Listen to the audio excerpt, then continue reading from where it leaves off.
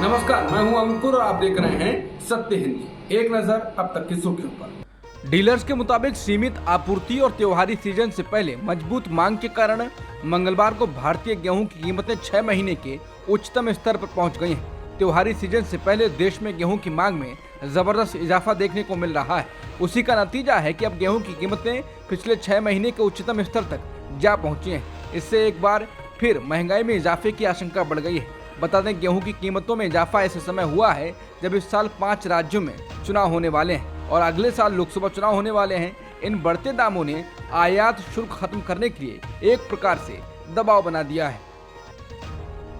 कांग्रेस नेता राहुल गांधी भारत जोड़ो यात्रा के दूसरे चरण की शुरुआत करने जा रहे हैं। इस दौरान वो गुजरात से मेघालय तक पदयात्रा करेंगे। जिस समय राहुल गांधी अपनी यात्रा की शुरुआत करेंगे, तभी महाराष्ट्र कांग्रेस की तरफ से पूरे राज्य में पदयात्रा की शुरुआत की जाएगी। इस बात की जानकारी महाराष्ट्र कांग्रेस चीफ ने नाना पटोले ने दी है। हालांकि उन्होंने यात्रा के मार्ग और इसकी डेट के बारे में कोई जानकारी नहीं दी। बता दें, इससे पहले बीते साल सितंबर में राहुल गांधी ने भारत जोड़ो यात्रा शुरू की थी और इसमें 12 राज्यों और 2 केंद्र शासित प्रदेशों को कवर किया था। ये यात्रा कन्याकुमारी से शुरू हुई थी और कश्मीर में समाप्त हुई थी। ये यात्रा 130 दिनों से अधिक चली थी। इसके बाद से ही राहुल गांधी की छवि में बदलाव आया और उनको मीडिया भी गंभीर नेता मानने लगी। अब इस यात्रा के दूसरे चरण में राहुल गांधी पर सबकी नजरें बनी हुई हैं।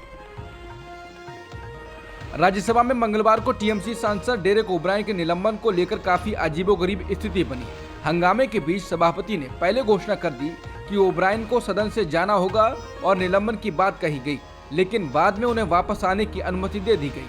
अध्यक्ष ने कहा कि उन्हें निलंबित करने के प्रस्ताव पर मतदान नहीं हुआ था और इसलिए वो सदन में आना जारी रख सकते हैं और कार्रवाई में भाग ले सकते हैं। राज्यसभा के सभापति जगदीप धनखड़ ने कहा कि ओब्रायन को सदन की कार्यवाही में भाग लेने की अनुमति दी गई है क्योंकि उन्होंने उन्हें निलंबित करने के प्रस्ताव पर मतदान की अनुमति नहीं देने का दूरदर्शितापूर्ण निर्णय लिया। बता दें कि तृणमूल कांग्रेस के सांसद डेरेक ओब्रायन को राज्यसभा के राज्यसभापति जगदीप धनखड़ ने मंगलवार को पहले अनियंत्रित व्यवहार के लिए निलंबित करने की घोषणा कर दी थी। केंद्रीय मंत्री पीयूष गोयल द्वारा ओब्रायन को निलंबित करने का प्रस्ताव पेश किए जाने से ठीक पहले दोनों के बीच तीखी नोकझोंक हुई। विपक्षी गठबंधन इंडिया के कई नेताओं ने राज्यसभा में सदन के नेता पीयूष गोयल के खिलाफ उनके कई बयानों के लिए प्रिविलेज नोटिस दिया है। कांग्रेस, टीएमसी, आप, आरजेडी, डीएमके, जेडीयू, एनसीपी और वामपंथी पार्टियों के नेताओं ने नोटिस दिए हैं। समाचार एजेंसी पीटीआई ने सूत्रों के हवाले से बताया है कि इंडिया गठबंधन के नेताओं ने मीडिया पोर्टल न्यूज क्लिक के कथित तौर पर चीनी फर्म से फंड लेने और चीनी प्रोपेगेंडा फैलाने और इसमें विपक्षी पार्टियों के नेताओं का जिक्र करने के लिए गोयल की कुछ टिप्पणियों पर नोटिस दिया। कांग्रेस नेता जयराम रमेश ने एक ट्वीट में कहा है कि सदन के नेता पीयूष गोयल ने इंडिया गठबंधन की पार्टियों के नेताओं के खिलाफ अत्यंत आपत्तिजनक और पूरी तरह से अस्वीकार्य टिप्पणियां की और इसके लिए वो माफी मांगने से लगातार इनकार कर रहे हैं। इंडिया गठबंधन के दलों ने आज दिन भर के लिए राज्यसभा से वॉकआउट करने का भी निर्णय लिया है। कांग्रेस नेता अधीर रंजन चौधरी ने मंगलवार को दावा किया कि राहुल गांधी पर निशिकांत दुबे के संसद में दिए बयान को सदन की कार्रवाई से हटाए जाने के बाद उन्हें वापस संसदीय रिकॉर्ड में शामिल कर लिया गया है। उन्होंने कहा कि संसदीय रिकॉर्ड में यह बदलाव देर रात किया गया और भारत के संसदीय इतिहास में ऐसा पहले कभी नहीं हुआ है। और मीडिया से बातचीत करते हुए अधीर रंजन चौधरी ने कहा कि कल बीजेपी के सांसद निशिकांत दुबे ने कांग्रेस पार्टी और राहुल गांधी के खिलाफ बेबुनियाद आरोप लगाए और भद्दी भाषा का इस्तेमाल किया। नियमों के अनुसार हमारी पार्टी और समान विचारों वाले अन्य विपक्षी दलों ने स्पीकर को इस बारे में चिट्ठी लिखी क्योंकि एक सदस्य जिसे पहले नोटिस नहीं दिया गया है उसके खिलाफ इस तरह के आरोप नहीं लगाए जा सकते। उन्होंने कहा, हम इस मुद्दे पर स्पीकर से मिले, हमारी शिकायत पर गौर किया गया और वो मामूली सा बयान रिकॉर्ड से हटा लिया गया। हम संतुष्ट हो गए, लेकिन आश्चर्यजनक रूप से उनकी टिप्पणी जिस पर हमने ऐतराज किया था उसको देर रात में एक बार फिर से रिकॉर्ड में शामिल कर लिया गया। देश के संसदीय इतिहास में ऐसा पहले कभी नहीं हुआ है। दिल्ली सेवा बिल पर राज्यसभा में चर्चा और उस पर वोटिंग के दौरान राष्ट्रीय लोकदल के सांसद जयंत चौधरी के न पहुंचने पर चर्चा गरमा गई है। जयंत चौधरी विपक्षी पार्टियों के गठबंधन इंडिया का हिस्सा हैं। वो बीते महीने बेंगलुरु में हुई बैठक में भी शामिल हुए थे। दिल्ली सेवा बिल लोकसभा में पहले ही पास हो चुका है। राज्यसभा में पर्ची के जरिए इस बिल पर वोटिंग हुई। बिल के पक्ष में 131 वोट जबकि इसके विरोध में 102 वोट पड़े। राज्यसभा में दिल्ली सेवा बिल पर पक्ष विपक्ष के बीच जोरदार बहस देखने को मिली। दोनों पक्षों की बहस के बाद शाम को इस बिल पर वोटिंग लेकिन इस दौरान सपा की सहयोगी पार्टी राष्ट्रीय लोकदल के अध्यक्ष और राज्यसभा सांसद जयंत चौधरी मौजूद नहीं थे। उन्होंने बिल पर वोटिंग से एब्सटेन कर दिया। सदन में चौधरी की गैर मौजूदगी अब चर्चा का विषय बन गई है कि आखिर ऐसा क्या हुआ कि जयंत चौधरी सदन में मौजूद नहीं थे, वो भी ऐसे समय में जब बीजेपी के विरोध में बने गठबंधन इंडिया को अपनी मजबूती दिखानी थी। इसे इंडिया गठबंधन की अग्नि परीक्षा के तौर पर भी देखा जा रहा था। हालांकि जयंत चौधरी के करीबी का कहना है कि आरएलडी प्रमुख जयंत चौधरी को कुछ जरूरी काम था, जिसकी वजह से वो राज्यसभा में वोटिंग के दौरान शामिल नहीं हो पाए। लेकिन ये तर्क किसी के गले से नहीं उतर रहा है। राहुल गांधी की संसद सदस्यता बहाल होने के बाद दिल्ली में उनको उनका बंगला भी वापस मिलेगा। रिपोर्टों के अनुसार 12 तुगलक लेन में बंगला आवंटित किया गया है। यही बंगला उनको पहले भी आवंटित था। मीडिया रिपोर्टों में सूत्रों के हवाले से ये कहा गया है, सांसद के रूप में अयोग्य ठहराए जाने के बाद उन्होंने इस साल अप्रैल में ये बंगला खाली कर दिया था। राहुल गांधी को सोमवार को लोकसभा सदस्य के रूप में बहाल कर दिए जाने के साथ ही ये पूछा जा रहा था कि अब उनको उनका बंगला वापस मिलेगा। ये भी पूछा जा रहा था कि जितनी जल्दबाजी में उनसे बंगला खाली कराया गया था, क्या उतनी ही जल्दी उन्हें बंगला वापस मिल जाएगा। बंगला अलॉट किए जाने की खबर आने पर पत्रकारों ने उनसे इस बारे में सवाल पूछा तो राहुल गांधी ने कहा, मेरा घर पूरा हिंदुस्तान है। कांग्रेस नेता और पूर्व वित्त मंत्री पी चिदम्बरम ने बीजेपी सांसद रामशंकर कठेरिया को हुई जेल की सजा और 2 दिन के अंदर सजा पर लगी रोक के जरिए देश की न्याय प्रणाली पर सवाल उठाए हैं। चिदम्बरम ने कहा कि बीजेपी सांसद को अदालत से सजा पर स्टे लेने में सिर्फ 2 दिन लगे, जबकि राहुल गांधी को इसी के लिए 4 महीने से अधिक समय लगा। बता दें, उत्तर प्रदेश के इटावा से सांसद रामशंकर कठेरिया को मारपीट के एक मामले में आगरा की एमएलए अदालत ने 2 साल की सजा सुनाई थी, लेकिन 2-3 दिन बाद ही आगरा जिला अदालत ने कठेरिया की सजा पर रोक लगा दी और जुर्माने की राशि भी घटा दी। बता दें, पहले कहा जा रहा था कि रामशंकर कठेरिया की सांसदी भी जा सकती है, लेकिन सजा पर रोक के बाद माहौल बदल गया है। बीजेपी के निशिकांत दुबे ने अविश्वास प्रस्ताव को लेकर कहा कि पीएम कहते हैं ये अविश्वास मत नहीं है, ये विपक्ष का विश्वास मत है। वो देखना चाहते हैं कि उनका समर्थन कौन कौन करता है।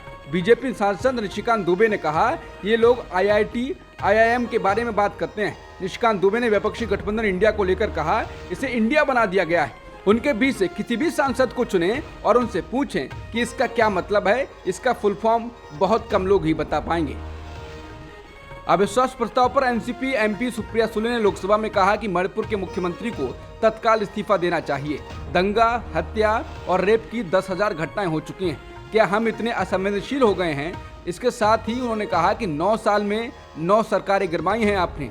आप आय दुगनी करने की बात करते हैं, किसकी आय दोगुनी हो गई है? ये सरकार किसान विरोधी है, इसलिए हमें इस सरकार पर कोई भरोसा नहीं है। वहीं सपा सांसद डिंपल यादव ने कहा, सत्ता पक्ष के लोग कह रहे थे कि हमको राजस्थान पर चर्चा करनी चाहिए, तो मध्य प्रदेश और उत्तर प्रदेश की भी चर्चा जरूर होनी चाहिए। एनसीआरबी के आंकड़े बताते हैं कि हर 3 घंटे में एक महिला का शारीरिक उत्पीड़न उत्तर प्रदेश में हो रहा है और उत्तर प्रदेश की सरकार और केंद्र की सरकार इस बात का संज्ञान नहीं ले रही है। उन्होंने कहा कि मणिपुर की घटना कोई मामूली घटना नहीं है, ये बेहद संवेदनशील घटना है और सरकार का रवैया बहुत संवेदनहीन है। ये सरकार अहंकार में डूबी हुई सरकार है। मणिपुर में मानवाधिकार का व्यापक उल्लंघन हुआ। मणिपुर में महिलाओं का हिंसा में इस्तेमाल किया जाना ये स्वीकार नहीं है। मणिपुर हिंसा के मुद्दे पर विपक्षी गठबंधन इंडिया ने मंगलवार को अविश्वास प्रस्ताव पेश कर दिया। कांग्रेस के सांसद गौरव गोगोई ने चर्चा की शुरुआत की और उन्होंने ही विपक्षी गठबंधन की ओर से प्रस्ताव पेश किया। पहले रिपोर्टों में कहा गया था कि चर्चा की शुरुआत राहुल गांधी करेंगे। इस बीच जब चर्चा की शुरुआत गौरव गोगोई ने की तो संसदीय कार्य मंत्री प्रहलाद जोशी ने आपत्ति जताई और पूछा कि 5 मिनट में ऐसा क्या हो गया जिसकी वजह से राहुल गांधी की बजाय गोगोई चर्चा की शुरुआत करने जा रहे हैं। उन्होंने कहा कि हम तो राहुल गांधी का भाषण सुनने बैठे हैं, वो कहाँ है? उन्होंने कहा कि हम राहुल गांधी का भाषण सुनना चाहते हैं। इस पर हंगामा शुरू हो गया। इस पर गौरव गोगोई ने कहा कि हम लोग तो स्पीकर चैम्बर में होने वाली बात नहीं बताते। इस पर सत्ता पक्ष के सदस्यों ने हंगामा शुरू कर दिया। लोकसभा में मोदी सरकार के खिलाफ विपक्ष के अविश्वास प्रस्ताव पर कांग्रेस सांसद गौरव गोगोई ने मोदी पर निशाना साधते हुए कहा कि हमारे पास उनके लिए 3 सवाल हैं। पहला, वो आज तक मणिपुर क्यों नहीं गए? दूसरा, आखिरकार मणिपुर पर बोलने में लगभग 80 दिन क्यों लग गए? और जब वो बोले तो सिर्फ 30 सेकंड के लिए। प्रधानमंत्री ने अब तक मणिपुर के मुख्यमंत्री को बर्खास्त क्यों नहीं किया? कांग्रेस सांसद गौरव गोगोई ने कहा कि राज्य के सीएम जिन्हें बातचीत का, शांति का और सद्भाव का माहौल बनाना चाहिए था, उन्होंने पिछले 2-3 दिनों में भड़काऊ कदम उठाए हैं, जिससे समाज में तनाव पैदा हो गया है। बहस के दौरान गौरव गोगोई ने कहा कि प्रधानमंत्री को यह स्वीकार करना होगा कि उनकी डबल इंजन सरकार मणिपुर में उनकी सरकार विफल हो गई है। कांग्रेस सांसद गौरव गोगोई ने अविश्वास प्रस्ताव पर चर्चा शुरू करते हुए प्रधानमंत्री पर जोरदार हमला करते हुए कहा कि पीएम ने मौन व्रत ले लिया है, जिसे तोड़ने के लिए ये अविश्वास प्रस्ताव लाया गया है। उन्होंने कहा, हमारी मांग स्पष्ट थी कि देश के मुखिया होने के नाते प्रधानमंत्री सदन में आए, अपनी बात रखें, संवेदना प्रकट करें और उस पर सारी पार्टी अपना समर्थन दें, ताकि मणिपुर को संदेश जाए कि इस दुखी की घड़ी में हम उनके साथ हैं। ये हमारी अपेक्षा थी। गौरव गोगोई ने कहा, लेकिन अफसोस की बात है कि ऐसा नहीं हुआ। प्रधानमंत्री ने एक मौन व्रत लिया कि सदन में ना लोकसभा में ना कुछ बोलेंगे, ना राज्यसभा में कुछ बोलेंगे। इसलिए ये नौबत आनी पड़ी कि अविश्वास प्रस्ताव के जरिए हम प्रधानमंत्री जी का मौन व्रत तोड़ना चाहते हैं। सुप्रीम कोर्ट ने मंगलवार को तीसरे दिन अनुच्छेद 370 से जुड़ी याचिकाओं पर सुनवाई हुई। CJI D.Y.. चंद्रचूड़ की अध्यक्षता में 5 जजों की संविधान पीठ इस मामले की सुनवाई कर रही है। याचिकाकर्ताओं ने अनुच्छेद 370 को खत्म किए जाने के केंद्र सरकार के फैसले को सुप्रीम कोर्ट में चुनौती दी है। मंगलवार को हुई सुनवाई में मुख्य याचिकाकर्ता की ओर से सीनियर एडवोकेट कपिल सिब्बल वकील ने अपनी दलीलें दी। उन्होंने कहा, जिस तरीके से अनुच्छेद 370 को निरस्त करने की प्रक्रिया को अंजाम दिया गया वो गलत था और वो एक राजनीतिक कृत्य था। राज्यपाल और केंद्र सरकार अनुच्छेद 370 को अमान्य करने के लिए मिलकर काम कर रहे थे। कपिल सिब्बल ने कहा कि जब अनुच्छेद 370 लागू था तब भी भूमि और पर्सनल लॉ को छोड़कर अधिकतर भारतीय कानून जम्मू कश्मीर में लागू होते थे। फिर 370 को हटाने की कोई जरूरत नहीं थी। उन्होंने कहा कि सिर्फ राजनीतिक संदेश देने के लिए हमने अनुच्छेद 370 को हटा दिया। इस पर सॉलिसिटर जनरल ने कहा कि 2019 में अनुच्छेद 370 को हटाने के बाद अब वहां करीब 1200 कानून लागू होते हैं। पहले वहां शिक्षा का अधिकार नहीं मिलता था, जो कि अब मिल रहा है। आम आदमी पार्टी के नेता संजय सिंह ने मंगलवार को यह आरोप लगाया कि बीजेपी के नेतृत्व वाली केंद्र सरकार पार्टी के राज्यसभा सांसद राघव चड्ढा की राहुल गांधी की तरह सदस्यता लेना चाहती है। उन्होंने एक वीडियो संदेश में कहा, देश के गृह मंत्री अमित शाह राघव चड्ढा के पीछे पड़ गए। जैसे झूठा बेबुनियाद केस बनाकर राहुल गांधी की सदस्यता ली, ऐसे ही राघव की सदस्यता लेना चाहते हैं। ये बहुत ही खतरनाक लोग हैं, कुछ भी कर सकते हैं, लेकिन हम लोग आम आदमी के सिपाही हैं। हम इनसे डरते नहीं हैं, इनसे लड़ते हैं और लड़ते रहेंगे। अगर राघव की सदस्यता ली तो राघव फिर चुनकर आएंगे और इनके खिलाफ अपनी लड़ाई लड़ेंगे, अपनी जंग जारी रहेगी। बता दें, सोमवार को राज्यसभा में दिल्ली सर्विस विधेयक पारित हो गया, लेकिन इस दौरान आम आदमी पार्टी के राज्यसभा सांसद राघव चड्ढा विवाद में गिर गए। उन पर 5 राज्यसभा सांसदों ने फर्जी हस्ताक्षर कराने का आरोप लगाकर विशेषाधिकार हनन की शिकायत की। वहीं संजय सिंह ने कहा, गृह मंत्री सदन में बौखलाए हुए थे। कहा कि राघव चड्ढा का नाम विशेषाधिकार समिति में भेजो। क्या आपको पता नहीं, सिलेक्ट कमेटी में नाम प्रस्तावित करने के लिए किसी के सिग्नेचर की जरूरत नहीं। झूठ और अफवाह मत फैलाइए गृह मंत्री जी। अब तक की खबरों में इतना ही।